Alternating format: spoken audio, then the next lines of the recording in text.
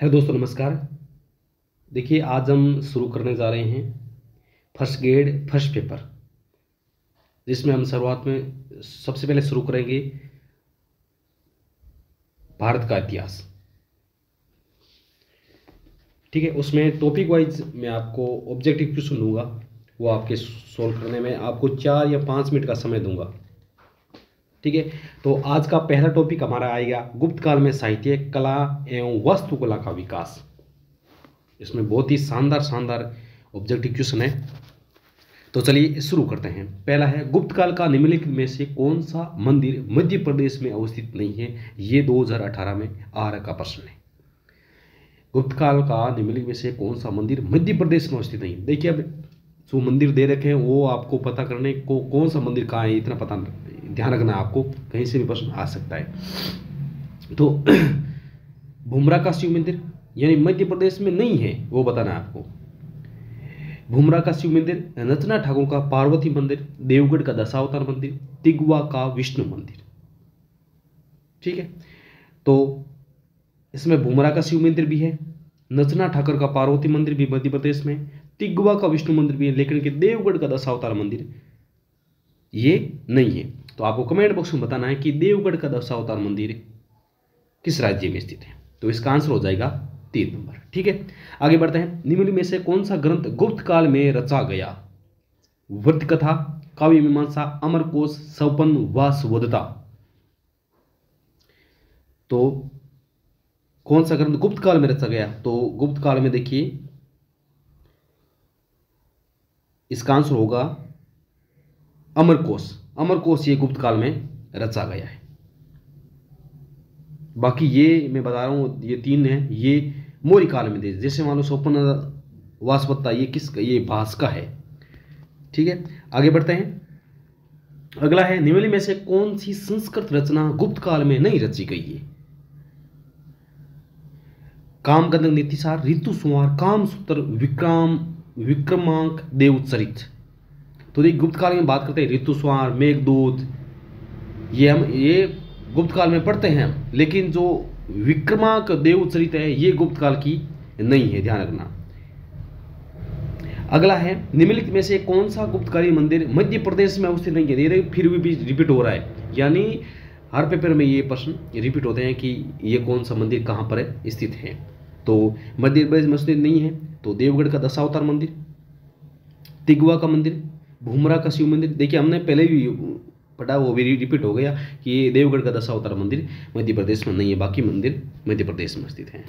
अगला है, सूची 1 को आपको सूची दूसरे को मिलाना है। आपके सामने है बहुत ही शानदार क्वेश्चन।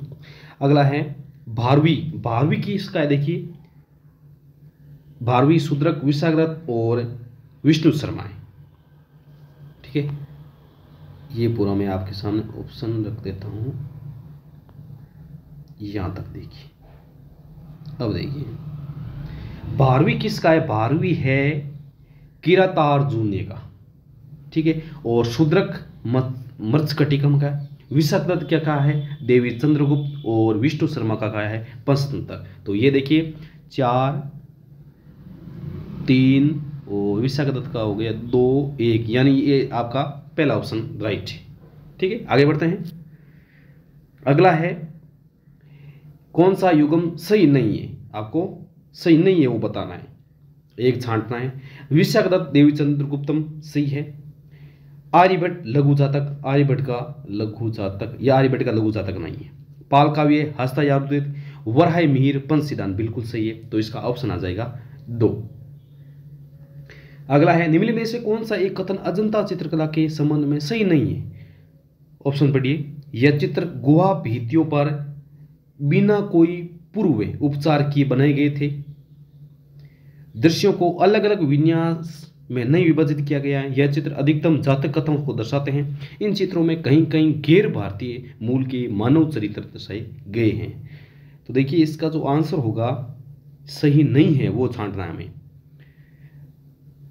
चौथा है, इन चित्रों में कहीं कहीं गैर भारतीय मूल के मानव चरित्र दर्शाए गए हैं, बिल्कुल सही है। तीसरा है, यह चित्र अधिकतर जातक कथाओं को दर्शाने, सही है।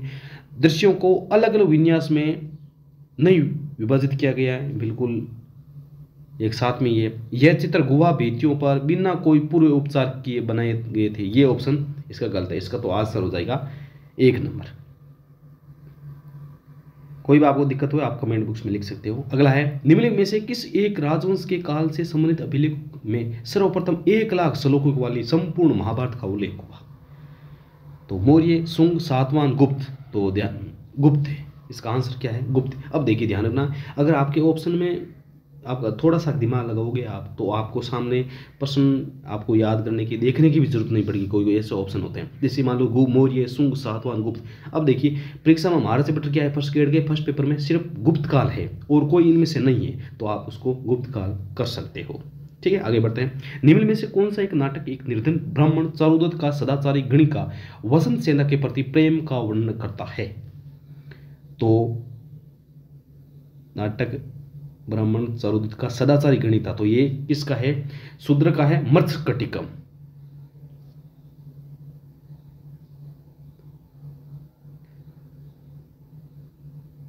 ठीक है, आगे बढ़ते हैं। परंपरा के अनुसार प्रसिद्ध कोशकार अमर सिंह निम्न में से किसका समकालीन था?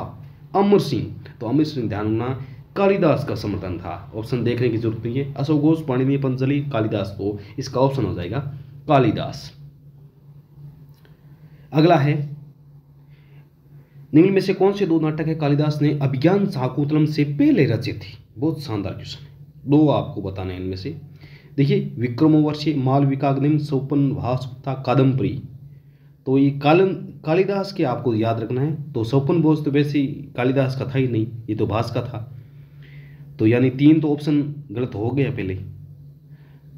तो अभिज्ञान शाकुंतलम से पहले विक्रमोर्वशीय था, मालविका अग्निमित्रम था। ये पहला और दूसरा ऑप्शन इसका करेक्ट आंसर है। अगला है, किस अभिलेख में कालिदास एवं भारवी दोनों के नामों का उल्लेख मिलता है? तो समुद्रगुप्त की पर्याय परिस्थिति, काकुस्थ वर्मा का तालु गुंड स्तंभ अभिलेख, पुलकेशिन की अवलस्ति, रुद्रदामन के गिरनार जो कि गुजरात में है परिस्थिति। इस अभिलेख में कालिदास और भारवी दोनों के नामों को, दोनों को नाम किस में बताता है? ये पुलकेशिन की अवलस्ति। ऑप्शन नंबर 3 राइट आंसर है। अगला है, निम्नलिखित पर विचार कीजिए, उपरोक्त में से कौन गुप्त काल से संबंधित थे? ठीक है, तो कालिदास, भारवी, भास, तो ये तीनों भी गुप्त काल से थे।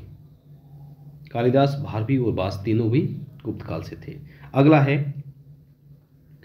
1 को 2 से मिलान करना है। ठीक है, तो ये ऑप्शन आपके सामने रख देता हूं पूरे में।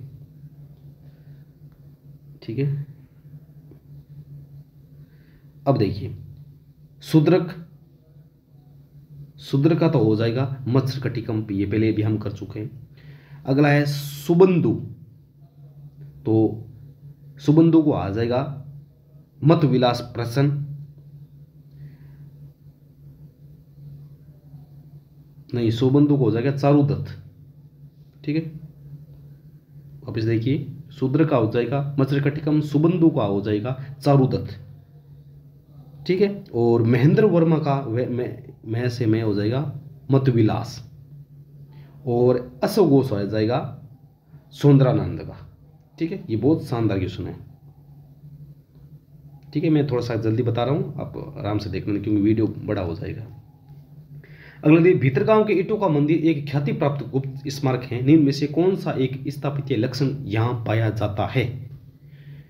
चूने के गारे का जुड़ाई सामग्री के रूप में प्रयोग, यथार्थ मेहराब का प्रयोग, सजावट के लिए संगमरमर का प्रयोग, पदांग के लाल बलुओं पत्थर का प्रयोग।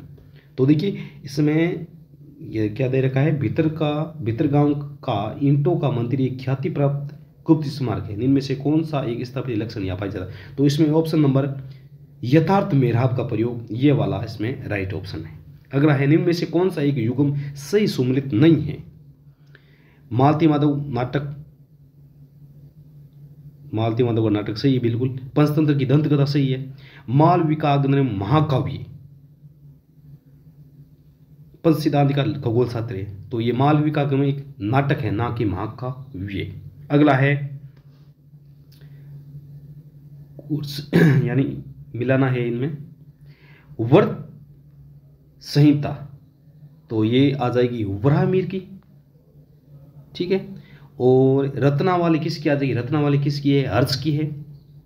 किरातार्जुन का भाव और शिशुपाल का हो जाएगा माघ, यानी शिशु और माँ। करेक्ट। आगे बढ़ते हैं। निम्न में से कौन सा एक गंधार शैली की बुद्ध मूर्तियों का लक्षण नहीं है? तो वे लगभग सदैव पद्मासन में बैठे गए दर्शाए गए हैं, उनके कान लंबे दर्शाए गए हैं, वे कभी भी मुंडित सिर नहीं दर्शाए गए हैं, वे सदैव अभ्य मुद्रा में दर्शाए गए हैं। तो लक्षण सही नहीं कौन सा है, ये इसमें आ जाएगा। देखिए, वे कान लंबे दर्शाए गए हैं, वे कभी भी मुंडित सिर, देखिए पहला है वे लगभग सदैव पद्मासन, बिल्कुल सही है। उनके कान लंबे दर्शाए गए हैं, बिल्कुल सही है। वे कभी भी मुंडित सिर नहीं दर्शाए गए हैं, ये भी सही है। वे सदैव अभ्य मुद्रा में दर्शाए गए, ये वाला गलत हो गया। तो इसका 4 नंबर ऑप्शन हो जाएगा। अगला है, कौन चंद्रगुप्त द्वितीय की राज्यसभा में एक नवरत्न नहीं था? जीट लेवल 2 में आ रहा है 2017 में, ध्यान रखना, बहुत शानदार क्वेश्चन। तो चंद्रगुप्त ने वररुचि, वराहमिहिर, धन्वंतरी, बेताल भट्ट ये वर्ग दे रखे थे इसमें, लेकिन नवरत्न में एक फयान नहीं था। फयान तो चंद्रगुप्त द्वितीय के समय आया था। ठीक है, आगे बढ़ते हैं। भारतीय इतिहास में श्रेणी युग किस काल के लिए प्रयुक्त होता है? तो ये गुप्त काल है। अगला है, आर्यभट्ट के विषय में दी गई निम्नलिखित कथनों पर विचार कीजिए। विचार करते हैं। देखिए, वह पहला खगोल शास्त्री था जिसने ग्रहण की वैज्ञानिक व्याख्या दी थी, बिल्कुल सही है। आर्यभट्ट की बात करते हैं। पृथ्वी अपनी धुरी पर घूमती है, यह खोज करने वाला भी वह पहला था, बिल्कुल। उसने 1 वर्ष की अवधि का अत्यंत ही सटीक आकलन किया, उसने पाई का भी बहुत सही मान दिया, बिल्कुल सही है। 4 ऑप्शन इसके राइट ऑप्शन। अगला है, निम्नलिखित में से किसने गुप्त युग को स्वर्ण युग की संज्ञा दी गई है? हम बात करते हैं कि गुप्त वो होता है वो स्वर्ण युग कहा जाता है, लेकिन इसकी संज्ञा किसने दी? तो इसका ऑप्शन हो जाएगा के मुंशी लिखा हुआ है, मुंशी हो जाएगा। ठीक है, अगला है, निम्न में से कौन सा एक कथन अजंता चित्रकला के संबंध में नहीं है? यह चित्र गुहा भित्तियों पर बिना कोई पूर्व उपचार बनाए गए थे, ये पहला ही ऑप्शन गलत हो गया। अगला है, दृश्यों को अलग अलग विन्यास में नहीं विभाजित किया गया, बिल्कुल सही है। यह चित्र अधिकतर जातक कथाओं, ये नहीं, ये क्वेश्चन वापस पहले आ रखा है, इसका ऑप्शन ए हो जाएगा। निम्न में से कौन सा एक नाटक एक निर्धन ब्राह्मण चारुदत्त का सदाचारी गणिका वसंत सेना के प्रति प्रेम का वर्णन करता है? तो ये कौन सा आ जाएगा?